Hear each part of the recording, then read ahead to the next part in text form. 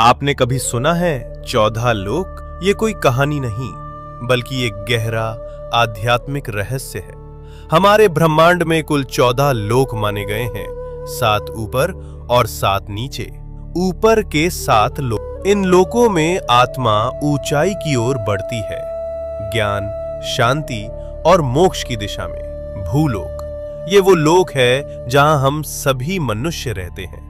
इसे मृत्युलोक भी कहा जाता है, क्योंकि यहाँ जन्म और मृत्यु का चक्र चलता रहता है। भूवरलोक, ये लोक भूलोक और स्वर्गलोक के बीच स्थित है। ये ऊर्जा रूपों का क्षेत्र है जो भौतिक और दिव्य लोकों को जोड़ता है। स्वर्गलोक, देवताओं का लोक, जहां इंद्र और अन्य देवता निवास करते हैं। अच्छे कर्म करने वालों को मृत्यु के बाद इसी लोक में स्थान मिलता है, जहां सुख, संपत्ति और आनंद की अनुभूति होती है।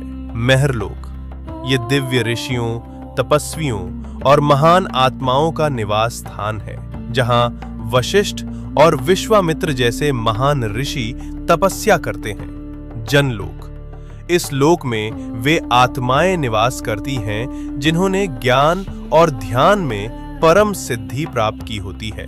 यहाँ के वासी ब्रह्मा जी की लीलाओं में लीन रहते हैं। तपलोक, अत्यंत शक्तिशाली तपस्वियों का स्थान, जो शरीर से परे केवल चेतना में स्थित होते हैं। ब्रह्मलोक, यह अंतिम लक्ष्य है, जहाँ केवल सत्य है, मोक्ष है और ईश्वर का साक्षात्कार होता है। इन ऊर्ध्व लोकों में आत्मा का जाना मतलब है धीरे धीरे शुद्ध और जागरूक होना। अब बात करते हैं नीचे के 7 लोकों की।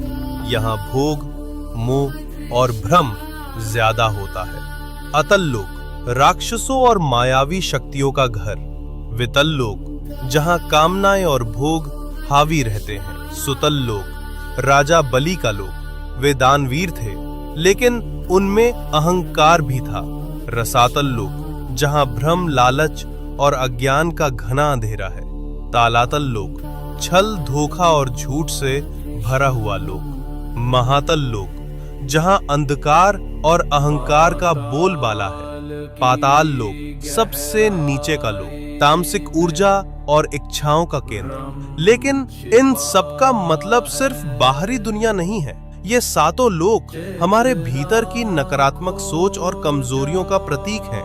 तो जब हम सच्चाई, भक्ति और सेवा में लगते हैं, हम ऊपर के लोकों से जुड़ते हैं, और जब हम लालच, मोह और गुस्से में फंसते हैं, हम नीचे गिरते हैं। सोच बदलो, लोक बदल जाएगा।